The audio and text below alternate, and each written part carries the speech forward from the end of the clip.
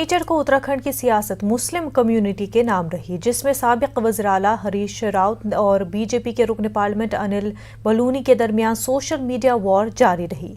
बलूनी ने हरीश रावत पर हिंदू मुस्लिम कार्ड खेलने का इल्जाम लगाया, जबकि रावत ने पीएम मोदी समेत बीजेपी के कुछ बड़े लीडरों की टोपियां पहनी हुई तस्वीर शेयर करते हुए बीजेपी को उन लीडरों के नाम के आगे मौलाना लगाने का चैलेंज किया। दरअसल रावत ने जुम्मे की नमाज पर छुट्टी देने का मुतालबा किया था, जिस पर बीजेपी ने हरीश रावत पर हमला किया था। बीजेपी राज्यसभा के रुकन अनिल बलूनी ने हरीश रावत पर इस मामले पर हिंदू मुस्लिम कार्ड खेलने का इल्जाम लगाते हुए रावत की टोपी पहनी हुई एक तस्वीर शेयर कर दी, जिसके बाद हरीश रावत ने पलटवार करते हुए पीएम मोदी, राजनाथ सिंह और दीगर लीडरों की टोपी पहनी हुई तस्वीर भी शेयर की थी।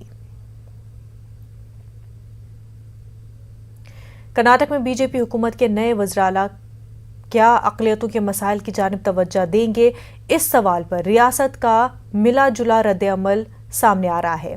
बेंगलुरु में मरकज़ अहले सुन्नत जामिया हज़रत बिलाल के सरपरस्त अमीर जान ने कहा कि नए वज़ीर आला ने हलफ लेने के बाद दलितों और दीगर तबकों का नाम लिया, लेकिन अक़लियतों का नाम तक नहीं लिया गया।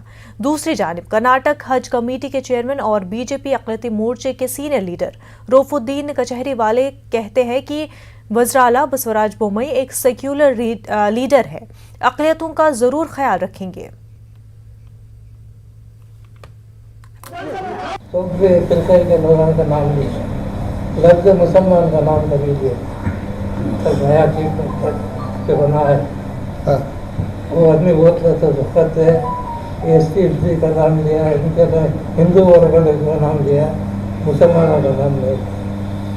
नया चीज बनने जा रहा है, अभी बन गया है। अभी भी शायद मुझे ऐसा कुछ अंदाज़ा लग रहा है कि आने वाले दिन में किसी एक मुस्लिम को रिप्रेजेंटेटिव की तरह लेकर के शायद मंत्रिमंडल में लेंगे, या नहीं भी तो वक्त और समय कम है, कोई अच्छे मिनिस्टर को उन्होंने माइनॉरिटी वेलफेयर बनाएंगे, ये उम्मीद रखता हूं।